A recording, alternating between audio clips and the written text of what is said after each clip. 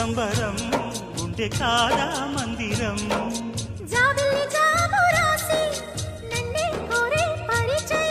పున్నగ పూలు పూసే వన్నే చిన్నే రసమయం